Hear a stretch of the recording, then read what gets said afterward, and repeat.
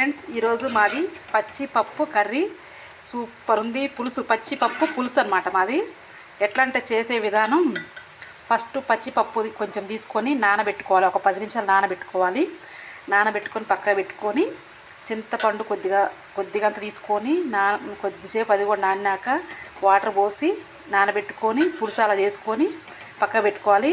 ఇక తాలింపు పెట్టుకొని తాలింపులో జీలకర్ర కరివేపాకు వేసి తాలింపు పెట్టినాక, తాలింపు మగ్గినాక కొంచెం ఉల్లిగడ్డలు మనం సన్నగా ముక్కలు కోసుకొని ఉల్లిగడ్డలు ముక్కలు కోసి ఇందులో వేయాలి. తాలింపులో వేయాలి. తాలింపు వేగినాక కొద్దిసేపు అయినాక మనం నానబెట్టుకున్న పచ్చిపప్పును వెళ్ళేసి కొద్దిసేపు యాగనివ్వాలి.